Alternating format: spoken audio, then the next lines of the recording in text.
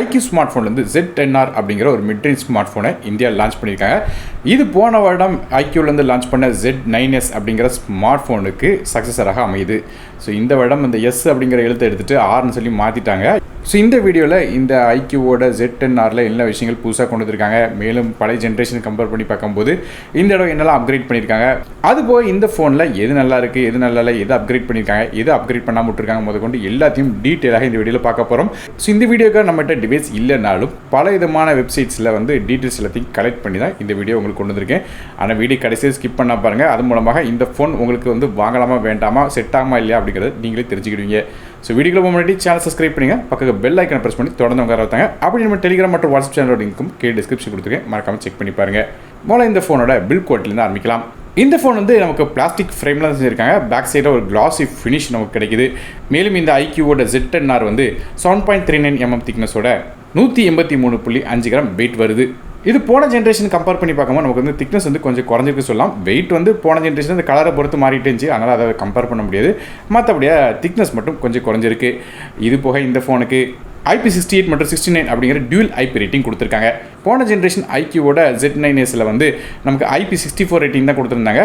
இந்த வருடம் அதை அப்கிரேட் பண்ணியிருக்காங்க. அதன் மூலமாக நமக்கு தண்ணிக்குள்ளே ஃபோன் விழுந்தாலும் பிரச்சனை ஆகாது அப்படின்னு சொல்கிறாங்க. அதனால் மழைக்காலங்களில் நீங்கள் ஃபோனை வெளியே கொண்டு போகலாம், டேமேஜ் ஆகாது சொல்கிறாங்க. இது போக இந்த ஃபோனுக்கு MIL STD 810H அப்படிங்கிற மிலிட்ரி ஸ்டாண்டில் பில்ட் பண்ணிக்க சொல்கிறாங்க. ஆனால் ஃபோன் கொஞ்சம் பில்ட் குவாலிட்டி நல்லா டஃப்பாக இருக்குன்னு சொல்லலாம். அதனால் நமக்கு ட்ராப் ரெசிஸ்டன்ஸ் இதில் கிடைக்கும். ஸோ பில்ட் குவாலிட்டி போன ஜென்ரேஷன் கம்பேர் பண்ணி பார்க்கும்போது நல்லாவே இன்க்ரீஸ் பண்ணியிருக்காங்க. இது போக இந்த ஃபோனுக்கு இந்த வெயிட் டிஸ்ட்ரிபியூஷனில் நல்லா பண்ணியிருக்கா சொல்கிறாங்க. இது போக இந்த ஃபோனோட பாக்ஸ்லேயே நமக்கு ஒரு சிலிக்கான் கேஸும் தராங்க. கேஸ் போட்டு யூஸ் பண்ணோன்னா யூஸ் பண்ணிக்கலாம். அடுத்ததாக இந்த ஃபோனோட டிஸ்பிளே பற்றி பேசலாம். இந்த ஃபோனில் ஒரு 6.77 இன்ச்சுக்கான ஃபுல் HD ப்ளஸ் ரெஷோவில் AMOLED டிஸ்பிளே கொடுக்குறாங்க. இந்த டிஸ்பிளேக்கு 120 Hz வரையும் ரெஃப்ரெஷ் ரேட் இருக்குது. அது மட்டும் இல்லாமல் 1300 nits வரையும் ஹை பிரைட்னஸ் மோட்லையும் 1200 nits பீக் பிரைட்னஸும் நமக்கு இந்த டிஸ்பிளேல கிடைக்குது. இது போல் இந்த டிஸ்பிளேயோட ப்ரொடெக்ஷனுக்காக நமக்கு ஷார்ட் சென்சேஷன் ஆல்ஃபா அப்படிங்கிற கிளாஸ் பயன்படுத்துகிறாங்க. இன் டிஸ்பிளே ஃபிங்கர் பிரிண்ட் ஸ்கேனரும் இந்த ஃபோனில் இருக்குது. அது மட்டும் இந்த டிஸ்பிளே ஒரு பஞ்சுவல் டிஸ்பிளே தராங்க. மேலும் நமக்கு HDR10+ சப்போர்ட் இருக்குது. அதாவது Wild L1 சர்டிஃபிகேஷன் இருக்கிற காரணத்தினால HD கண்டென்ட்ஸ் நீங்கள் அமேசான் பிரைம் நெட்ஃப்ளிக்ஸில் பார்க்க முடியும். ஸோ டிஸ்பிளே ஒரு தரமான டிஸ்பிளே கொடுத்துருக்காங்க. அடுத்ததாக இந்த ஃபோனோட பெர்ஃபார்மன்ஸை பற்றி பார்க்கலாம்.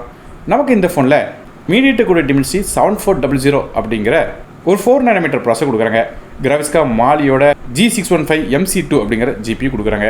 ஸோ இந்த ஃபோனோட பெர்ஃபார்மன்ஸ் எப்படி இருக்கும் பார்க்க முன்னாடி நம்ம போன ஜென்ரேஷன் iQOOவோட Z9Sல என்ன ப்ராசஸர் பயன்படுத்தியிருக்காங்க அப்படி பார்த்தோம்னா அதில் மீடியடெக் டிமென்சிட்டி 7300 அப்படிங்கிற 4 nm ப்ராசஸர் பயன்படுத்தியிருந்தாங்க. ஸோ அந்த ப்ராசஸரோட பெர்ஃபார்மன்ஸ் எப்படி இருக்கும் பார்க்க முன்னாடி அதோட ரேங்கிங் பார்த்தலாம். அந்த ப்ராசஸருக்கு 69 ரேங்க் வருது. மார்க்னு பார்க்கும்போது 144 மார்க்கும் பி கிரேடும் கிடைக்குது. அதுவே இப்போ லான்ச் ஆன iQOOவோட Z10Rல டிமென்சிட்டி 7400 இருக்குன்னு சொல்லியிருந்தேன். இந்த ப்ராசஸருக்கு 64 ரேங்க்கும் மார்க்குன்னு பார்க்கும்போது 146 மார்க்கும் பி கிரேடும் கிடைக்குது. அதாவது ஆன்டிடியூ பெஞ்ச் மார்க்னு பார்த்தீங்கன்னா கிட்டத்தட்ட 7 லட்சத்துக்கு மேலே இந்த ஸ்கோர் கிடைக்குது. ஸோ நல்ல ஒரு பெர்ஃபார்மன்ஸ் தரக்கூடிய சிப்பாக தான் கொடுத்துருக்காங்க. அதை போன ஜென்ரேஷனோட ஒரு ஸ்லைட் அப்கிரேட் சொல்லலாம். ரொம்ப ஆகும் இல்லை. இதில் நோட் பண்ண வேண்டிய விஷயம் போன ஜென்ரேஷனில் இந்த iQOOவோட Z9S Pro அப்படிங்கிற இன்னொரு ஸ்மார்ட் ஃபோனும் லான்ச் பண்ணியிருந்தாங்க இந்த Z9S கூட சேர்த்து. ஆனால் இந்த Z10R மட்டும் தான் லான்ச் பண்ணியிருக்காங்க தவிர Z10 Pro அப்படிங்கிற இன்னொரு ஸ்மார்ட் ஃபோன் லான்ச் பண்ணலை. அதனால் இந்த Z9S அப்படிங்கிற ஸ்மார்ட் ஃபோன் கூட தான் நம்ம கம்பேர் பண்ணிட்டு இருக்கும். ஸோ அப்படி பார்க்கும்போது ஒரு சின்ன அப்கிரேட் இந்த சிப்பில் நடந்திருக்கு. மற்றபடியாக இந்த ஃபோனில் வேப்பர் கூலிங் சேம்பரும் இருக்குங்கிறத கம்பெனி மென்ஷன் பண்ணியிருந்தாங்க. ஆனால் என்ன சைஸ் அப்படின்னு சொல்ல இது போக ஒரு கிராஃபைன் ஷீட்டும் உள்ளே கொடுக்குறதா சொல்கிறாங்க ஹீட்டை குறைக்கிறதுக்கு. அது மூலமாக 13690 mm² வரையும் நமக்கு இந்த ஹீட் டிசெப்ஷன் லேயர் கொடுக்குறாங்க. மேலும் இந்த ஃபோனில் நமக்கு கால் ஆஃப் டியூட்டி, BGMI, ஜெனிஷின் இம்பேக்ட் மாதிரியான ஹெவியான கேம்ஸ் விளாட முடியும். ஆனால் சஸ்டெயின்டான ஒரு பீக் பெர்ஃபார்மன்ஸ் உங்களுக்கு கிடைக்காது. நீங்கள் கிராஃபிக்ஸை கொஞ்சம் குறைச்சி வச்சு விளாண்டிங்கன்னா விளாடலாம். மற்றபடியாக ஹை கிராஃபிக்ஸ் வச்சு விளாடும் போது உங்களுக்கு இந்த பெர்ஃபார்மன்ஸ் உங்களுக்கு சஸ்டெயின்டாக கிடைக்காது. BGMோட கிராஃபிக்ஸ் அப்படின்னு பார்க்கும்போது நமக்கு HDR எக்ஸ்ட்ரீம் வரையும் நமக்கு இதில் கிடைக்கும். ஸோ நல்ல ஒரு கிராஃபிக்ஸ் இதில் கிடைக்குது. மற்றபடியாக இந்த ஃபோனை நமக்கு இந்த பெஞ்ச் மார்க்ஸில் இந்த 3D மார்க்லாம் வச்சு ரன் பண்ணி பார்க்கும்போது கிட்டத்தட்ட 99.4% வரையும் ஸ்ட்ரெஸ் டெஸ்ட்டில் ஸ்கோர் பண்ண முடிஞ்சது. அது மட்டும் இல்லாமல் டெம்பரேச்சர்னு பார்த்தீங்கன்னா நமக்கு 23 35 டிகிரி வரையும் மேக்ஸிமம் போச்சுன்னு சொன்னாங்க. அதுக்கு மேலே போகலை. ஸோ ஒரு நல்ல தெர்மல் மேனேஜ்மெண்ட்டும் இந்த ஃபோனை கொடுக்குறாங்க. அது போக ஓரளவு நல்ல பெர்ஃபார்மன்ஸும் கிடைக்குது. நான் ஏற்கனவே சொன்ன மாதிரி ரொம்ப ஹை கிராஃபிக்ஸ் வச்சு விளாட முடியாது. ஓரளவு நார்மலாக வச்சு விளாடும்போது நமக்கு சஸ்டெயின்டான பெர்ஃபார்மன்ஸ் கிடைக்கும். இல்லைனா இந்த பெர்ஃபார்மன்ஸ் கொஞ்சம் அடிப்படும். அடுத்த RAM மற்றும் இன்டர்னல் ஸ்டோரேஜ் பற்றி பார்க்கலாம். இந்த ஃபோன் 3 டிஃப்ரெண்ட்டான கான்ஃபிகரேஷன் வருது. 8GB RAM with 120GB storage, 8GB RAM 2GB storage மற்றும் 12GB RAM 2GB ஸ்டோரேஜ் அப்படிங்கிற 3 கான்ஃபிகரேஷன் தராங்க. RAM வெர்ஷன் LPDDR4 RAM தராங்க. ஸ்டோரேஜ் வந்து UFS 2.2 தான் கொடுத்துருக்காங்க. ஸோ UFS 2.2ங்கிறது ரொம்ப லோவான ஸ்டோரேஜ் இந்த செக்மெண்ட்டுக்கு. ஸோ ஒரு 20,000 செக்மெண்ட் தாண்டுற ஃபோனில் கண்டிப்பாக அட்லீஸ்ட் UFS 3.1 கொடுத்துருக்கணும். அது கொடுக்காம UFS 2.1 கொடுத்துருக்க நெகட்டிவ். இதை நோட் பண்ண வேண்டிய விஷயம் கேட்டிங்கன்னா, என்னதான் வந்து இந்த ஃபோனில் விர்ச்சுவல் RAM அப்படிங்கிற மாதிரி கொடுத்துருந்தாலும் அது வேஸ்ட்டு தான். காரணம் UFS 4.0 உள்ள ஃபோனில் வந்து விர்ச்சுவல் RAM யூஸ் பண்ணாலே பெரிய லெவலில் ஒர்க் ஆக போகிறதில்ல. ஆனால் இதில் வந்து சுத்தமாக ஒர்க் ஆகாது. அதனால் வந்து விர்ச்சுவல் RAM யூஸ் பண்ணாமலே பண்ணுறது நல்லது. மற்றபடியாக அந்த 256GB வாங்கும்போது அதில் 221GB வரையும் ஃப்ரீ ஸ்பேஸ் நமக்கு கிடைக்குது. ஸோ இது மாதிரியாக அந்த நமக்கு RAM மற்றும் இன்டர்னல் ஸ்டோரேஜ் இந்த ஃபோனில் கொடுத்துருக்காங்க. அடுத்தது இந்த ஃபோனோட OS பற்றி பேசலாம். இந்த ஃபோனில் Android 15 பேஸ் பண்ண FunTouch OS 15 அப்படிங்கிற இன்டர்ஃபேஸ் என்னது. அப்டேட்ஸை பொறுத்தவரைக்கும் இந்த ஃபோனுக்கு 2 வருடத்துக்கான OS அப்டேட்ஸும் 3 வருடத்துக்கான செக்யூரிட்டி பேட்ச் அப்டேட்ஸும் தராங்க. இது இப்போ இந்த ஃபோனில் டியூல் சிம் கனெக்டிவிட்டி இருக்குது. ஆனால் மைக்ரோ SD கார்டுக்கான சப்போர்ட் கிடையாது. மேலும் ஃபோனோட OSல சில ப்ரீலோடட் ஆப்ஸும் இருக்குது. குறிப்பாக சொன்ன கேட்டிங்கன்னா Amazon, Facebook, LinkedIn, Snapchat, Netflix, Spotify, PhonePe மாதிரியான ஆப்ஸ் வந்து உள்ள இன்பில்ட்டாக கொடுக்குறாங்க. இதை அன்இன்ஸ்டால் பண்ணாலும் பண்ணிக்கலாம். இருந்தால் ஒருவேளை வந்து ஃபோனில் ஏதாவது ப்ராப்ளமாக நீங்கள் ரீசெட் பண்ணிங்கன்னா மறுபடியும் இந்த ஆப் வரும். மறுபடியும் நீங்கள் அன்இன்ஸ்டால் பண்ண வேண்டியிருக்கும். மற்றபடியாக ஒரு டைம் அன்இன்ஸ்டால் பண்ணி நார்மலாக ரீசெட் பண்ணாமல் யூஸ் பண்ணுறீங்கன்னா இந்த ஆப்பை அன்இன்ஸ்டால் பண்ணிக்கிடலாம். அடுத்தபடியாக நம்ம இந்த ஃபோனோட கேமராஸ் பற்றி பார்க்கலாம். ஃபோனோட பேக் சைடு நமக்கு 2 கேமரா கொடுக்குறாங்க. மொதல் கேமரா ஒரு 50 மெகாபிக்சலுக்கான ரியர் ஃபேசிங் கேமரா தராங்க. இது சோனியோட IMX882 அப்படிங்கிற சென்சர் f1.79 ஆப்பர்ஸில் வருது. ஸோ இதில் 50 மெகாபிக்சல் கேமரா கொடுத்துருந்தாலும் நமக்கு வந்து எடுக்கிற ஷார்ட்ஸோட டிஃபால்ட் ஃபோட்டோ சைஸ் பார்த்திங்கன்னா 12.5 மெகாபிக்சல்ஸில் வந்து டிஃபால்ட்டாக அந்த ஃபோட்டோவோட சைஸ் கிடைக்குது. அதுவே ரெண்டாவது கேமரா அப்படின்னு பார்க்கும்போது 2 மெகாபிக்சலுக்கான கேலக்ஸி கோரோட GC02M1 அப்படிங்கிற சென்சர் கொடுக்குறாங்க. இது f2.4 ஆப்பர்ஸில் வருது. மேலும் பிரைமரி கேமராவில் 4K ஃபுட்டேஜ் 30 ஃப்ரேம்ஸ் வரையும் கேப்சர் பண்ணலாம். இது இப்போ RF ஃப்ளாஷ் சப்போர்ட்டும் இருக்குது. பேக் சைடில் RF ரிங் ஃப்ளாஷ் சப்போர்ட் தராங்க. ஸோ இதில் நோட் பண்ண வேண்டிய விஷயம் கேட்டிங்கன்னா, போன ஜென்ரேஷன் iQOO Z10R என்ன கேமரா பயன்படுத்தினாலும் அதே கேமரா தான் வருது. மற்றபடி கேமராவோட அவுட்புட் பார்க்கும்போது நமக்கு டே டைமில் எடுத்து ஷார்ட்ஸ்லாம் ஃபோட்டோஸ் நல்லா வந்துச்சுன்னு சொல்லியிருந்தாங்க. இது இப்போ டிஃபால்ட்டாக இந்த HDR மோட எனேபிள் பண்ணி ஃபோட்டோ எடுத்திங்கன்னா இன்னும் கொஞ்சம் பெட்டரான ஃபோட்டோஸ் வந்து உங்களுக்கு இருக்கும். காரணம் இந்த கண்டிஷனுக்கு ஏற்றாப்புல ஆட்டோமேட்டிக்காக அந்த ஃபோட்டோஸும் அடாப்ட் ஆகிடும்.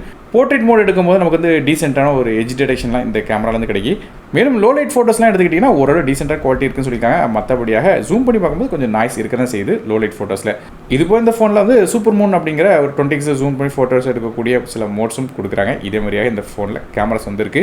அடுத்தது செல்ஃபி கேமரா பற்றி பேசலாம். ஃப்ரண்ட் சைட் செல்ஃபி கேமரா ஒரு பெரிய அப்கிரேட் நடந்திருக்கு. அதாவது iQOO Z9Sல நமக்கு 16 மெகாபிக்சலுக்கான ஃப்ரண்ட் ஃபேசிங் கேமரா தான் கொடுத்துருந்தாங்க. இந்த தடவை இந்த கேமராவை அப்படியே அப்கிரேட் பண்ணி 32 மெகாபிக்சலுக்கான ஃப்ரண்ட் ஃபேசிங் கேமரா தராங்க. இது ஒரு கேலக்ஸி கோரோட GC32E1 அப்படிங்கிற சென்சர் கொடுக்குறாங்க. f2.45 ஆப்பர்ஸில் வருது. மேலும் பிரைமரி கேமரா அதாவது ஃப்ரண்ட் ஃபேசிங் கேமராவில் கூட நமக்கு வந்து 4K ஃபுட்டேஜ் 30 ஃப்ரேம்ஸ் வரை கேப்சர் பண்ணலாம். ஸோ இது ஒரு நல்ல விஷயம். காரணம் இதுக்கு முன்னாடி லான்ச் ஆன iQOO ஃபோன்ஸ்லாம் எடுத்துக்கிட்டிங்கன்னா ஃப்ளாக்ஷிப் ஃபோன் வாங்கினீங்கன்னா கூட நமக்கு வந்து ஃப்ரண்ட் சைடில் ஃபுல் HD ரெசல்யூஷன் வீடியோஸ் மட்டும் தான் எடுக்க முடியும். இதோட 4K-வாக அப்கிரேட் பண்ணிக்காங்க. இது நல்ல விஷயமாக இருக்குது. மற்றபடியாக இந்த செல்ஃபி கேமராலையும் நமக்கு டே டைமில் எடுத்த ஷாட்ஸ் நல்லா சொன்னாங்க. போர்ட்ரேட்டும் வந்து டீசெண்டாக வந்துட்டு சொன்னாங்க. ஆனால் லோ லைட் ஃபோட்டோகிராஃபி அந்த அளவுக்கு நல்ல இல்லை அப்படிங்கிற மாதிரி சொல்லியிருக்காங்க. இதுபோல் இந்த ஃபோனோட கேலரியில் சில AI ஃபீச்சர்ஸும் இருக்குது. அதாவது AI eraser, image cut out, AI super document, circle to search, AI note மாதிரியான ஃபீச்சர்ஸ் இதில் இருக்குது. அடுத்ததாக ஃபோனோட ஆடியோஸ் பற்றி பேசலாம். இந்த ஃபோனில் USB Type-C எடுத்தாங்க. ஸ்டீரியோ ஸ்பீக்கர் சப்போர்ட் இருக்குது. ஸ்டீரியோ ஸ்பீக்கர்லேருந்து வரக்கூடிய சவுண்ட் குவாலிட்டி நல்லா இருக்குன்னு சொல்லியிருக்காங்க. இது போக ஹெட்ஃபோன்ஸ் வந்து வந்த சவுண்ட் குவாலிட்டி நல்லா இருக்குன்னு சொல்லியிருக்காங்க. இது போக அந்த ஹெட்ஃபோன்ஸ் வந்து வர சவுண்டை வந்து மேனேஜ் பண்ணுறக்க டீஃபீல்ட் அப்படிங்கிற ஈக்குவலைசர் மோடும் உள்ளே இருக்குது. இந்த எஃபர்ட்ஸ்லாம் மாற்றுறதுக்கு. மற்றபடி இந்த ஃபோனில் IR சென்சர் கொடுக்கல. ஆனால் அந்த ஃபோனில் ஹாப்டிக் ஃபீட்பேக் ஒரு டீசெண்டாக இருந்து சொன்னாங்க. இந்த வைப்ரேஷன்லாம் ஒரு டீசெண்டாக இருக்குது. அடுத்த நெட்வொர்க்ஸ் பற்றி பேசலாம். இந்த ஃபோனில் நமக்கு 5G-க்கான SMS சப்போர்ட் தராங்க. இது இப்போ dual 4G-க்கான VoLTE, Wi-Fi 6, Bluetooth 5.4, GPS மாதிரியான விஷயங்கள் கொடுக்குறாங்க. மேலும் இந்த ஃபோனில் அந்த செல்லுலர் ரிசெப்ஷன் நல்லா இருக்கணுங்கிறக்க 360 டிகிரிஸில் நமக்கு வந்து ஆண்டனாஸ்லாம் கொடுத்துருக்க சொல்கிறாங்க.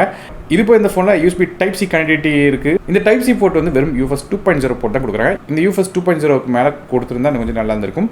காரணம் ஒரு ஃபோனில் வந்து டேட்டா காப்பி பண்ணுறீங்கன்னா கொஞ்சம் ஸ்லோவாக காப்பி ஆகும். இது இப்போ இந்த ஃபோனில் வந்து இந்த சார் வேல்யூ எடுத்துக்கிட்டிங்கன்னா லிமிட்டில் தான் இருக்குது. ஒருவேளை நீங்கள் பார்க்கணும்னு வச்சிங்கன்னா இப்போ ஸ்க்ரீனில் பார்க்கலாம். அடுத்தபடியாக இந்த ஃபோனோட பேட்டரிஸை பற்றி பேசலாம். இந்த ஃபோனில் பேட்டரிஸ் கொஞ்சம் அப்கிரேட் ஆகிருக்குன்னு சொல்லலாம். அதுபடி பார்க்கும்போது போன ஜென்ரேஷனில் iQOO Z9Sல 5500 mAh பேட்டரி கொடுத்துருந்தாங்க. அதை சார்ஜ் பண்ணுறதுக்கு 44 வாட்க்கு ஃபாஸ்ட் சார்ஜிங் சப்போர்ட் கொடுத்துருந்தாங்க. இந்த தடவை நமக்கு 5700 mAh பேட்டரி கொடுக்குறாங்க. இதை சார்ஜ் பண்ணுறதுக்கும் போன வாரம் கொடுத்த மாதிரி அதே 44 வாட்க்கான ஃபாஸ்ட் சார்ஜிங் சப்போர்ட் வருது. ஸோ பேட்டரியோட கெப்பாசிட்டி மட்டும் ஒரு 200 mAh கூடியிருக்கு. மேலும் ஃபோனோட பாக்ஸ்லேயே நமக்கு வந்து சார்ஜர் வந்துடுது. பேட்டரி லைஃப் அப்படின்னு பார்க்கும்போது நமக்கு வந்து கிட்டத்தட்ட ஸ்க்ரீன் டைம் 6 மணி நேரம் கிட்ட வருதுன்னு சொல்லியிருக்காங்க தொடர்ந்து யூஸ் பண்ணும்போதும். ஸோ ஓரளவு நல்ல ஒரு டீசென்ட்டான ஒரு பேட்டரி லைஃப் வந்து இந்த ஃபோனில் வந்து கிடைக்கும் சொல்லலாம். மற்றபடி சார்ஜிங் ஸ்பீட் அப்படின்னு பார்க்கும்போது ஒரு 50% சார்ஜ் ஒரு அரை மணி நேரத்துலையும், அதே 100% சார்ஜ் வந்து ஒரு மணி நேரத்துக்குள்ளேயும் சார்ஜ் ஆகிடுதுன்னு சொல்லியிருக்காங்க. இது இப்போ இந்த ஃபோனில் பைபாஸ் சார்ஜிங் டெக்னாலஜி கொடுக்குறாங்க. அது மூலமாக கேம்ஸ்லாம் ஆடும்போது நீங்கள் வந்து ஃபோனை வந்து சார்ஜ் போட்டே விளாண்டாலும் ஃபோன் ஹீட் ஆகாது. காரணம் இந்த பேட்டரியிலிருந்து இந்த சார்ஜ் இறங்காமல் டேட்டா சிப்புக்கு போகும். ஸோ இதே மாதிரியே ஃபீச்சர்ஸும் இதில் கொடுக்காங்க. கலர்ஸை பொறுத்தவரை இந்த iQOO Z10R வந்து ஆக்வா மரைன் மற்றும் மூன் ஸ்டோன் அப்படிங்கிற 2 கலர்ஸ் வருது. கடைசியாக இந்த ஃபோனோட விலையை பற்றி பார்க்கலாம். iQOO இந்த Z10R விலை வந்து 8GB RAM with 120GB ஸ்டோரேஜில் விலை 19,499க்கும், 8GB RAM 2GB ஸ்டோரேஜில் விலை 21,499க்கும், அதே top and 12GB RAM 2GB ஸ்டோரேஜில் விலை 23,499 அப்படிங்கிற ப்ரைஸிங்கில் தராங்க. ஸோ கடைசியாக இந்த ஃபோனோட பாசிட்டிவ் நெகட்டிவ் பார்க்க முன்னாடி என்ன விஷயங்கள் இந்த ஃபோனில் அப்கிரேட் ஆகிருக்குன்னு பார்க்கலாம். நமக்கு இந்த ஃபோனோட டிஸ்பிளேல இந்த ப்ரொடக்ஷன் கொஞ்சம் அப்கிரேட் ஆகிருக்கு. மற்றபடி இந்த சிப்பில் ஒரு சின்ன அப்கிரேடேஷன் இருக்குது. இது இப்போ இந்த ஃபோனோட பில் குவாலிட்டி, அது மேலும் வந்து செல்ஃபி கேமராவில் ஒரு சின்ன அப்கிரேடேஷன், அது இப்போ பேட்டில் ஒரு 200 mAh வந்து கூடியிருக்கு. இது மாதிரியாக இந்த ஃபோனில் அப்கிரேட்ஸ் ஆயிருக்கு. பாசிட்டிவ் நெகட்டிவ் அப்படின்னு பார்க்கும்போது இந்த ஃபோனில் பாசிட்டிவ்ஸை பற்றி பேசலாம். இந்த ஃபோனுக்கு வந்து ஒரு நல்ல பேட்டரி லைஃப் கிடைக்குது. மேலும் IP60 மற்றும் 16 அப்படிங்கிற டியூவல் IP ரேட்டிங் கொடுத்துருக்க காலத்தில் நமக்கு வந்து பில் குவாலிட்டி நல்லா பில் பண்ணியிருக்காங்க. MLSTD ஸ்டாண்டர்டும் இருக்குது. அதே கேமராஸ் வந்து ஒரு நல்ல பாசிட்டிவ் பாயிண்ட்னு சொல்லலாம். அதாவது பேக் சைட் கேமரா சரி, ஃப்ரண்ட் சைட் கேமரா சரி, நல்ல டீசென்ட்டாக ரெக்கார்ட் ஆகுது. அது இப்போ 4K குவாலிட்டியிலலாம் வந்து பேக் சைட் கேமரா போது ஃப்ரண்ட் சைட்லேயும் வந்து வீடியோஸ் எடுக்கலாம். இந்த மாதிரி விஷயங்கள் பாசிட்டிவாக இருக்குது இந்த ஃபோனில். ஆனால் நெகட்டிவ்ஸ் அப்படின்னு எடுத்துக்கிட்டோம்னா இந்த ஃபோனில் நமக்கு வந்து வெறும் UFS 2.2 ஸ்டோரேஜ் தான் கொடுக்குறாங்க. இது ரொம்ப ஸ்லோவான ஸ்டோரேஜ். அட்லீஸ்ட் UFS 3.1 கொடுத்துருக்கணும், அது கொடுக்க மாட்டாங்க.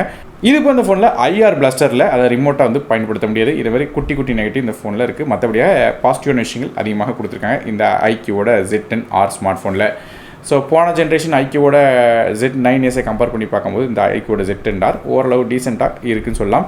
ப்ரைஸிங்கும் பார்த்துட்டிங்கன்னா நமக்கு வந்து போன ஜென்ரேஷனை கம்பேர் பண்ணி பார்க்க கிட்டத்தட்ட அதே ப்ரைஸிங் தான் வச்சுருக்காங்க. சொல்லப்போனால் ப்ரைஸிங் வந்து ஒரு 500 குறைஞ்சிருக்குன்னு சொல்லலாம். இதே மாதிரியாக இந்த ஃபோனில் நமக்கு அப்கிரேட்ஸோடு வருது இந்த iQOO Z10R. ஸோ நீங்கள் இந்த iQOO Z10R ஸ்மார்ட் ஃபோனை பற்றி என்ன நினைக்கிங்க அப்படிங்கிறத கீழே கமெண்ட் செக்ஷன் மென்ஷன் பண்ணுங்கள். ஒருவேளை இந்த ஃபோன் வாங்கினு வச்சுக்கோங்க, பைலிஸ் கீழே டிஸ்கிரிப்ஷன் கொடுக்குறேன், டேட்டா கிளிக் பண்ணி வாங்கிக்கலாம். வீடியோ பிடிச்சா ஒரு லைக் கொடுத்துருங்க, உங்கள் ஃப்ரெண்ட்ஸ் பட்டு நானும் டெக் நமக்காக மற்றொரு நன்றி, வணக்கம்.